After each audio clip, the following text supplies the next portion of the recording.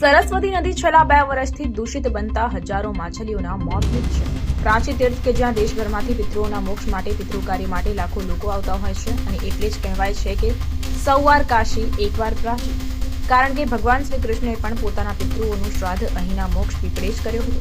પરંતુ છેલ્લા 2 વર્ષથી પ્રાચી તીર્થની પૂર્વ વાહિની સરસ્વતી નદી અચાનક દૂષિત બનતા આસપાસના વિસ્તારમાંથી દુર્ગંધ આવી રહી છે। તો પ્રાચી તીર્થના કુંડ નજીક હજારો માછલાઓનું મોત થયા હોવાના દ્રશ્યો પણ સામે આવ્યા છે।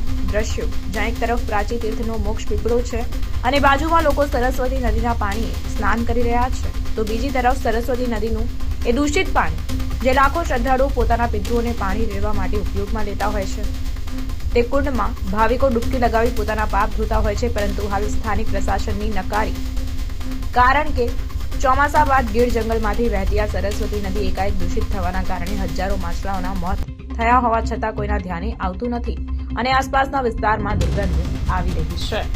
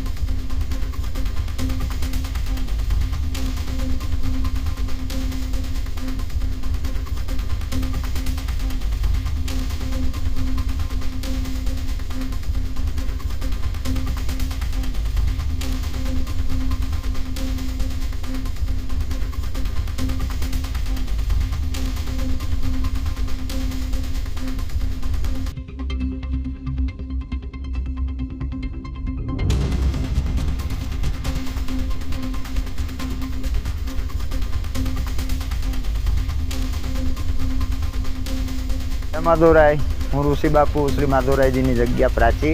આપ અત્યારે મોક્ષ પીપળાના અને સરસ્વતી નદીના ઘાટના દર્શન કરી રહ્યા છો। આ નદીની અંદર વધારે પડતી ગંદકીની ફરિયાદને કારણે અત્યારે આપના માધ્યમથી તંત્રને જાણ કરું છું કે ભાઈ અમને અહીંયા જે નદીની અંદર આડાશો જે થઈ ગઈ છે એમાંથી પાણીનો નિકાલ કરી દો, કારણ કે અમે કરશું તો અમારી વિરુદ્ધ પગલાં લેવાય। માટે તંત્રને વિનંતી છે કે આપ આવી અને અહીંયા જુઓ અને આનો જે કાંઈ નિકાલ થતો હોય એ કરો।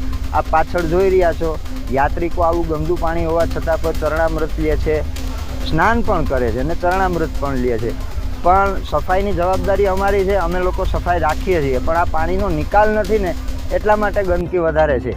તો સીસી કેમેરા ને એવું કંઈક લગાડી દો કે જેથી કરીને માણસ ગંદકી કરવાવાળાને પણ બીક રહે કે ભાઈ અહીંયા